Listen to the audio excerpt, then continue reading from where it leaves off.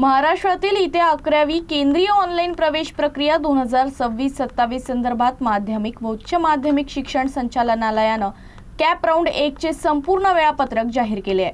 10वीचा निकाल लागल्यानंतर आता विद्यार्थी ऑनलाईन अर्जाचा भाग 1 आणि भाग 2 भरू शकणार आहेत। यंदा प्रवेश प्रक्रिया अधिक पारदर्शक आणि सुलभ करण्यासाठी एकूणच 5 टप्प्यांमध्ये प्रक्रिया राबवण्यात येणार आहे। शिक्षण विभागाच्या माहितीनुसार आतापर्यंत 7,74,918 विद्यार्थ्यांनी प्रवेशासाठी नोंदणी प्रक्रिया पूर्ण केली आहे। विभागानं विद्यार्थी आणि पालकांना केवळ अधिकृत पोर्टल mahafygcadmissions.in वरच जाऊन अर्ज करण्याचे आवाहन केले आहे।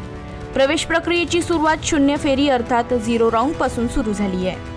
8 मे ते 20 मे दरम्यान विद्यार्थी ऑनलाईन नोंदणी आणि अर्जाचा भाग 1 भरू शकतील, तर 11 ते 13 मे दरम्यान भाग 2 मध्ये महाविद्यालयांचे प्राधान्यक्रम भरण्याची सुविधा उपलब्ध असेल।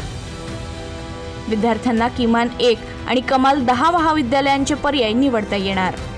14 आणि 15 मे रोजी तात्पुरती गुणवत्ता यादी जाहीर करण्यात येणार असून 16 मे रोजी विद्यार्थ्यांना हरकती आणि दुरुस्तीची संधी दिली जाणार आहे।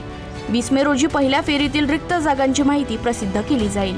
नियमित कॅप राऊंड 1 अंतर्गत 21 आणि 22 मे रोजी नवीन विद्यार्थ्यांसाठी नोंदणी आणि महाविद्यालय प्राधान्यक्रम भरण्याची सुविधा उपलब्ध राहील। 23 ते 27 मे दरम्यान जागा वाटप प्रक्रिया पार पडेल आणि 26 मे रोजी निवड यादी जाहीर केली जाईल। विद्यार्थ्यांना लॉग इन आणि SMS द्वारे महाविद्यालय वाटपाची माहिती मिळेल। 26 ते 28 मे दरम्यान विद्यार्थ्यांना संबंधित महाविद्यालयात जाऊन कागदपत्र पडताळणी आणि शुल्क भरून प्रवेश निश्चित करावा लागेल। तसेच 29 मे रोजी रिक्त जागेची माहिती प्रसिद्ध केली जाईल आणि 30 मे रोजी कॅप राऊंड 2 चे वेळापत्रक जाहीर केले जाणार। यंदाच्या प्रवेश प्रक्रियेत 3 नियमित फेऱ्या, 1 ओपन टू ऑल फेरी आणि मुलींसाठी विशेष 5वी फेरी आयोजित करण्यात येणार आहे।